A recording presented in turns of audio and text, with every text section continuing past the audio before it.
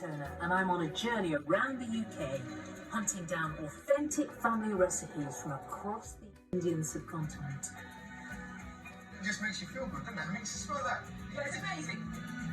They might not miss this piece. No. No, just grab that there. In this episode, I'm in Greater Manchester to find out about Bangladeshi food. I'll be discovering an ingredient that adds tang to a delicious beef curry. Sometimes I don't like spilling the beans without giving a few secrets. Oh no, that's not fair.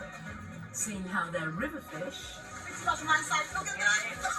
are transformed into mouth-watering dishes, packed full of flavour, and creating a show-stopping centrepiece for a Bangladeshi wedding. That is really eerily attractive, actually.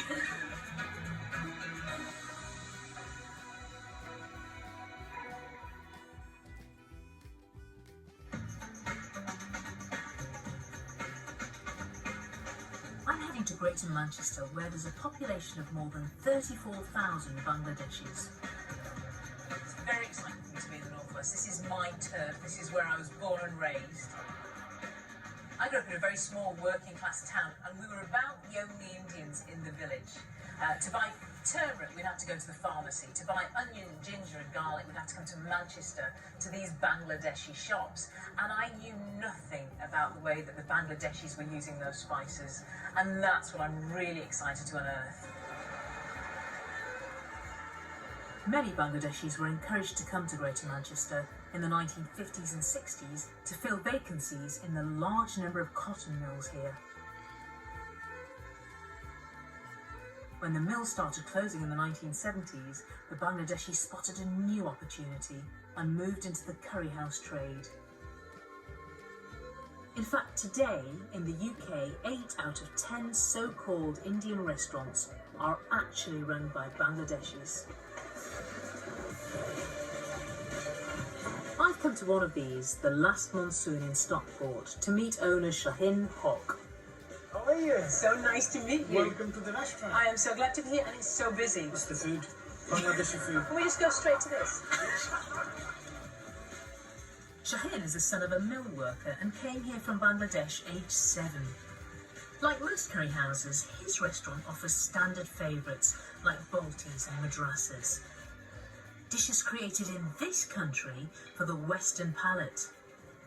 But he's keen for his customers to look beyond the baltis and has started selling more authentic dishes that actually come from Bangladesh.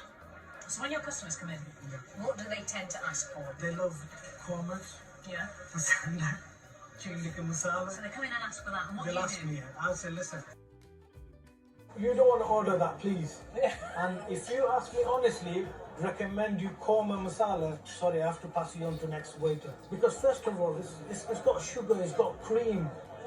What is the taste? Where is this masala and korma even come from? That's not traditional Bangladeshi dish.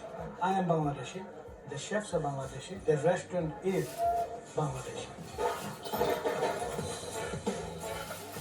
But arguably, the most authentic Bangladeshi dish the chefs make isn't even on the menu. Just wait till the customer goes and be ready for the stuff curry. Yeah. It's a lock-in, isn't it? Yeah. Curry lock-in. It's a little-known secret that in many curry house kitchens, the chefs will be cooking a home-style dish for themselves. This is Mr. Salambai who will cook the stuff curry. Tonight, it's a deliciously aromatic chicken curry. Wow, all the meat is on the bone. And this is not a normal chicken. Yeah. This is a wild chicken. There's less meat, Less meat. but flavor is unique flavor. Exciting flavor. Salam flavours the dish with cinnamon, black pepper, green cardamom and bay leaves before adding his own spice blend. So turmeric, garam masala, cumin powder, chili powder, yeah? Wonderful. That's your special mix. Yes, It's real alchemy, you know, it's just the lobbing in. little bit only about that. Fresh tomatoes. Tomato. Always use fresh tomatoes? Yes. And green chili. Unlike the quick-cooked tikka masalas, This dish cooks for around 2 hours, and instead of cream, Salam's using pumpkin. Yeah, and it's going to make it thicker. Yeah. You see, in India, we never thicken sauces, so very often we use soft vegetables like this to produce a sweet, thick sauce. This is going to be a serious treat.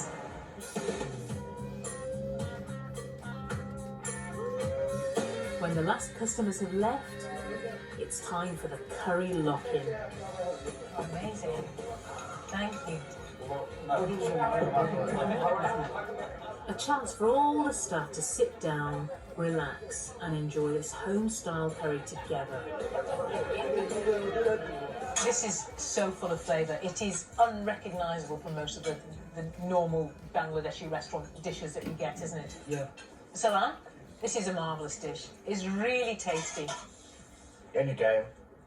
Apart from this restaurant, if I want to really taste authentic Bangladeshi food, where is the best place to try it? My mum's house. Your mum's, is it, honestly? Yeah. Proper Asian food there.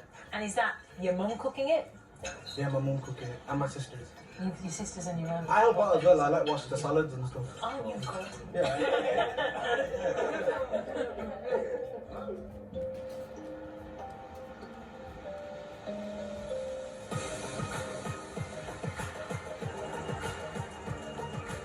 To discover more of these authentic dishes, I need to seek out the home cooks. So I'm on my way to meet a group of women who are passionate about sharing their traditional recipes.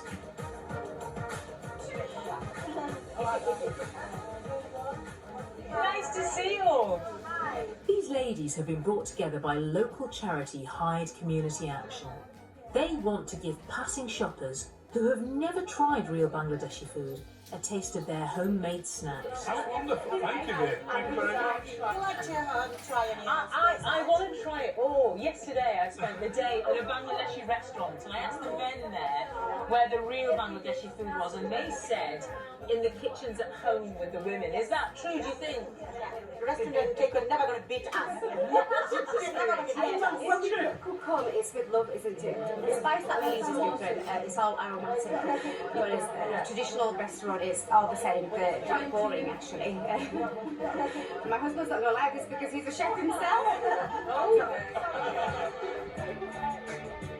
Many of these snacks are deep fried, like lentil fritters known as dal bura, and sweet corn pakora, a bit like bhajis. Who made this? Lovely Saida next to me. Tasty, nice. Fantastic. There are also sweet snacks like handesh. What flour do you use? How do you make them? Rice flour with molasses syrup, like a pancake mixture. It's like, you know, it tastes like a fairground. It really just got that donutty taste to it, yeah. These are beautiful. Yeah. You try all our snacks, and I'd like to invite you tonight in my house for dinner. And it's a fish dinner, proper traditional food. Do you like fish? I like fish very much. I like proper Yeah. Bangladeshi. Yeah. Yeah. Oh, that's nice. So you're gonna rock then. Yeah, let's go. Ladies, it was so nice to meet you. Thank you so much. Bye bye.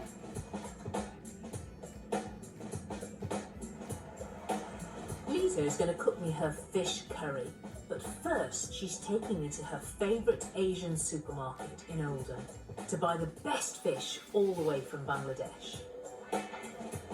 I am super excited when I'm here. I love fish. This is my life actually. Wow. Fish is the most important part of the Bangladeshi diet. The country's location by the Bay of Bengal provides bountiful seafood, and the 5,000 miles of inland rivers make freshwater fish essential to Bangladeshi food culture. This supermarket imports 100 different types of Bangladeshi frozen fish, from the largest Look at the size. I think it's pretty much my size. Look at that. to the smallest. Bangladesh is a very poor country, and the people they can get small fishes from lake, canals, or out of the river. So our living is depend on fish. Yeah, This excites me. Yeah. One of Bangladesh's most popular river fish is Rohu.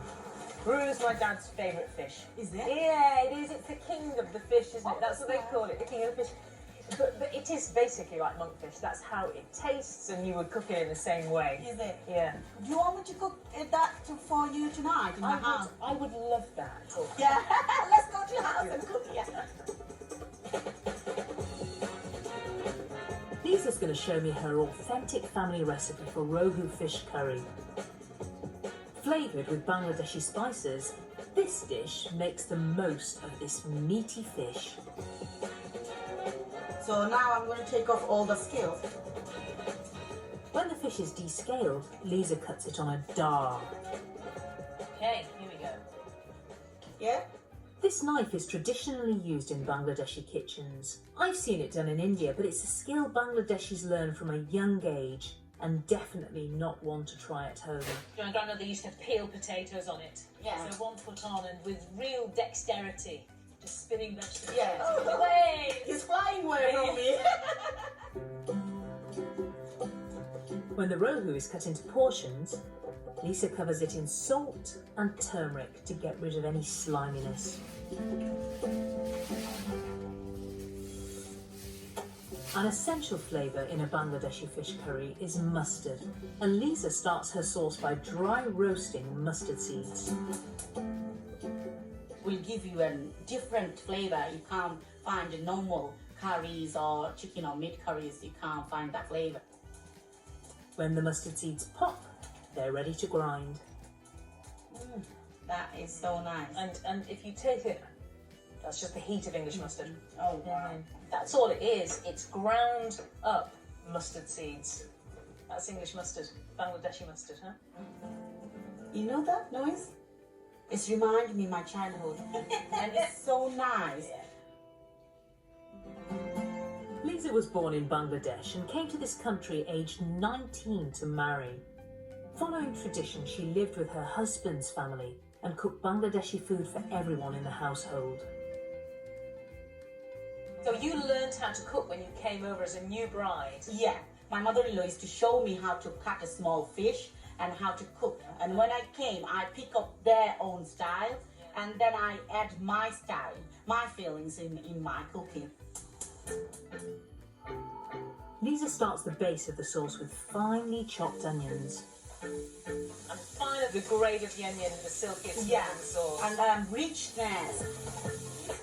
Bangladeshis like strong flavours with their fish, and we're adding a whole bowl of garlic. Fish go with garlic so well. I'm going to have no friends after this.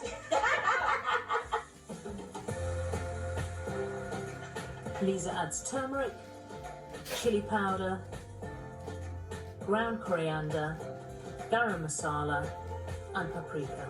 Nice color, red color.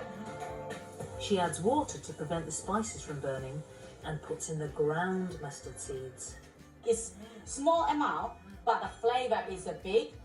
So now it's time to put all our good fish into the masala. This is a big moment. Oh, yeah? The rohu's been rinsed and is coated in the sauce. She adds enough water to cover the fish and lets it cook gently for about 5 minutes.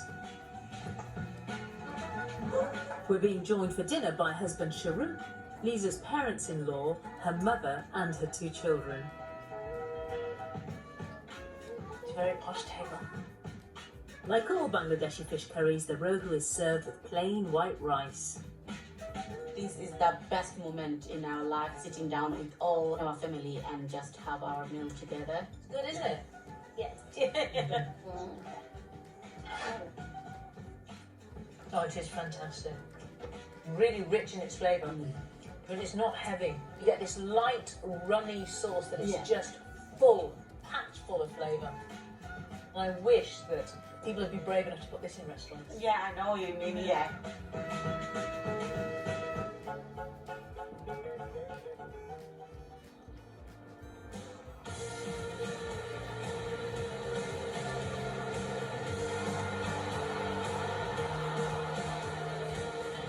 Having tasted the vast difference in flavour between standard Bangladeshi curry house food and home-cooked dishes, I'm excited to be meeting a chef who is as keen as I am to ensure these authentic recipes make it onto the restaurant menus.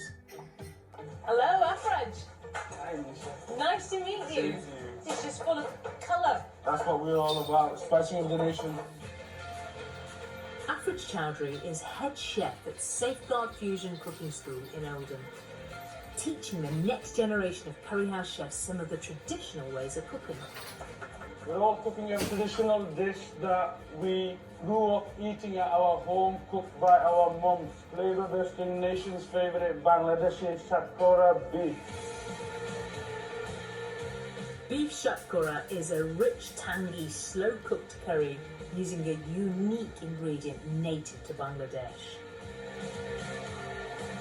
This is shatkora how it looks. It looks like a grapefruit, looks like a green orange. This brings out a magical flavour. Are we all ready, boys? It's a bit nerve-wracking. It's a bit nerve-wracking. We start by frying whole spices: cinnamon, bay leaves, star anise, cardamom and fenugreek. Toss them, slightly roast them. And add onions and ginger and garlic paste. Smelling good already, yeah? Lovely. Okay, everyone, now is the time to add your meat. We're adding pieces of beef shoulder. And when the meat's browned, we add water and let it simmer for half an hour. If this is such an iconic Bangladeshi dish, why has it not taken off in the curry houses? The industry was created through a cuisine that was suitable for the British palate. So more of the dishes were based on sweetness, sugar, cream, and this is a dish which is a bit more sour, tangy. It wasn't part of the original menu. It's the shatkora that adds the tang to this curry. When I first heard of shatkara, I rang my mum and my auntie and said, well, what is a shatkara? What do you know about them? They had never heard of them. You know, we're from India, Calcutta, have no idea what this is. Well, sometimes we don't like spilling the beans without keeping a few secrets. Oh no, that's not fair. You can have two meat curries, exactly the same. As soon as you add it, it changes the smell of the curry, changes the look of the curry. It's quite amazing. It's very lemony. It just smells like a slight orange tang to it. That's the secret of magical flavour to it. Bangladeshis use the fleshy part of the shatkora for fish curries, but the rind is used for meat to add a more subtle aroma. What would you use if you couldn't get a shatkora? Personally, I would use orange peel, tangerine peel, but this day and age, Asian groceries, they have it stocked frozen. All you need to do is get a few packets, stuck it in the freezer. The rind goes in. Don't be shy, Lisa. Move the pan a bit. Look at this. That's what you're getting there.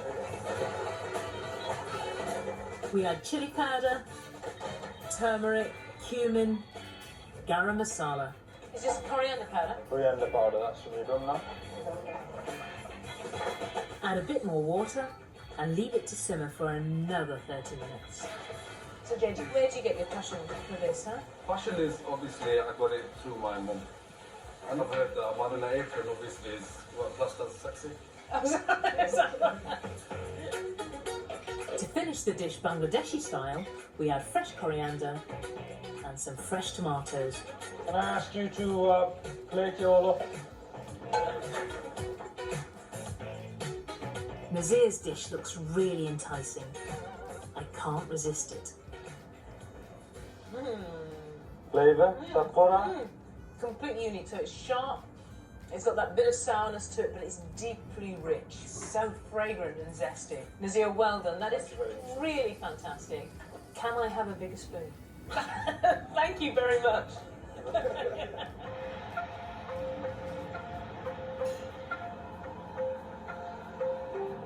Bangladeshi food isn't just about slow-cooked curries. The good news, for those of us in a hurry, is that there are also simple dishes that are packed full of flavour. Today I'm meeting somebody who's managed to weave perfectly the flavours of her Bangladeshi childhood into her life as a working mother. Sarah Saeed loves to rustle up quick Bangladeshi dishes, but with a modern twist. She's going to show me her super speedy fish cakes, inspired by a recipe from her mother but with ingredients that you can buy from your local supermarket. What did you change about your mother's recipe? Which bit is Sarah and which bit is your mother? I use slightly less spice, especially with cod, because I think that you can just get a really nice taste. And I cook quickly. The principles are definitely the same. White, floury potatoes like Maris Piper's work best for fish cakes. These are boiled while Sarah steams the cod fillets. So when your mother came to this country, did she work? She did full days, got home at like 6:30, and she was in the kitchen cooking a 3-course meal in like 45 minutes. Sarah was brought up in this country, and it was her mum's food that connected her to her Bangladeshi heritage. She wants her son Zain to grow up enjoying the flavours passed down by his grandmother. At what age did you start actually watching her and thinking, I want to learn how to do this? I think I was around 7 or 8. I would help her make the samosas. And then that became a regular thing where I knew if I helped my mum with the cooking over my brother and sister, I could probably get a little early dibs on whatever was going. The cooked cod and potatoes are mashed together. You mash it to smithereens, do you? Yeah, you've got to give it some welly. Oh, heck. So up to this point, it's pretty much your standard fish cakes. But it's Sarah's addition of Bangladeshi flavours that make these unique. She adds crushed garlic, chopped red and green chilies, coriander, chilli powder, That's probably about enough. and fresh ginger. But she's also adding her own twist. Cumin. I don't think my mum would be that happy about this because cumin's normally for meat. But I actually think cumin in codfish cakes is a delicious thing. When you open a jar of raw cumin, just cumin seeds, I reckon it smells a bit like tomcat. There is just an edge to it. You toast them or you fry them, and suddenly you get citrus, nutty, fragrant flavours. Sarah adds a ground cumin and an egg to bind the mixture. Makes them into patty shapes and coats them with plain flour Oh yeah, that's just right. before frying them for a few minutes on each side. You're going to get them good and brown. Absolutely, yeah. You want a really crisp coating. I mean, these are pretty much ready to go. They're kind of piping hot, I think. Sarah loves to share the flavours of her childhood. Yay! And she's invited a few friends round. Hey! Are you all hungry? There you go. Good job. Oh, that looks These fish cakes make perfect finger food, served with a homemade tomato chutney. What do you think? Really good. Like them, yeah. Enough of a kick, but not too much. Oh, amazing. I want the recipe because this is really one of the best ones I've tried. She's a good friend to have, eh?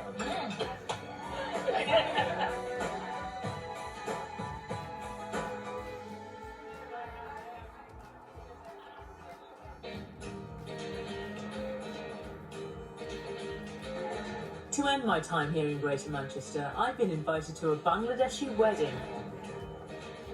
Like most Asian celebrations, food is right at the heart of it. Yeah, that's at the top. Can you see the point? Yeah. Before the wedding day itself, the bride-to-be's female relatives have gathered to produce a stunning food centrepiece known as a shagorana. This one is being created by the bride's aunties, helped by her cousin, sister, and now me. Very nice to meet you all. Wow. Just a fiesta of colour. Explain to me what the shagorana is. Well, the shagorana is a big meal platter which the bride's family will produce for the groom and his family. Our understanding is of the two families coming together and eating in one big plate. Members of the groom side and the bride side will come along and all basically dig into it and feed each other. It's kind of like an icebreaker, really, isn't it? The shagorana will take the form of a decorative chicken, surrounded by elaborate carved veg. We're turning ordinary peppers into stunning flowers. Smashing. It's like a lotus. and radishes into mini toadstools. I totally love doing this. But my personal favourites are the mini chicks. I think he's going to come to life for me. Let's have a look. Do you know, I mean, it's messed up, but I do think I'm never going to eat a boiled egg any other way. Razia is the family expert at creating the main chicken. There's a spiced roast chicken for its body, which she covers in instant mash. Fresh potato, it'll just slide off on the day. Yeah. I mean, it's anatomically quite well done, isn't it? What have you done to its bottom? As Razia adds the final touches, my wonderful little chick helps to set the whole thing off. What are you laughing at? Hey? And when it's finished, it's like nothing I've ever laid eyes on. That is really eerily attractive, actually. This is any indication of what the wedding's going to be like. I'm getting my party dress out now. Honestly, I cannot wait.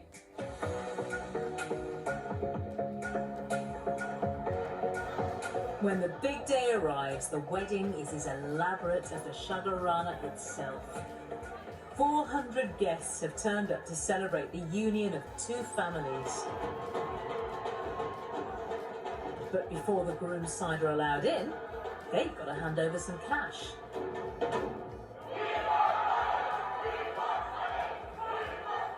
Bet you he's going to try cobbles off it, probably a tenner or 25. Is that? Yeah, that's right, yeah. Traditionally, this was to compensate the bride's family for handing over their daughter. These days, it's just for a laugh, but they certainly get into it.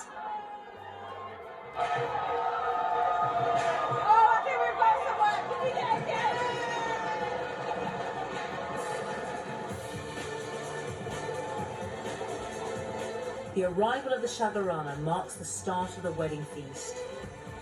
Brought in with pride by Razia. Absolutely stunning. It's absolutely, isn't it a showstopper? It's laid down at the top table and has a brief moment of glory before the craziness begins.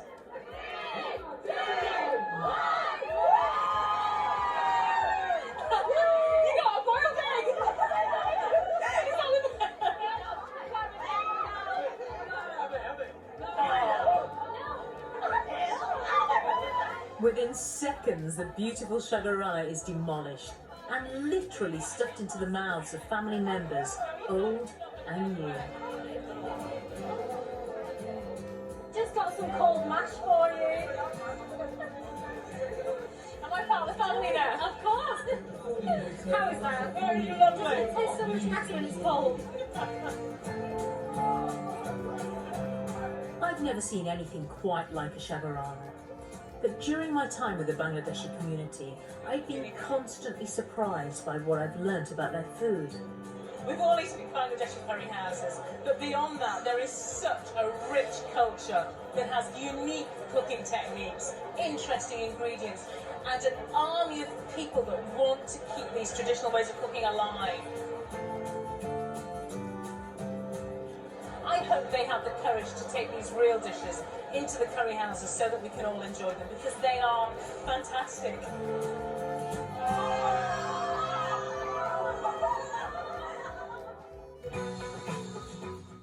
On BBC One now, as their experience comes to an end, what of our famous retirees made of their time in India? Here are heartfelt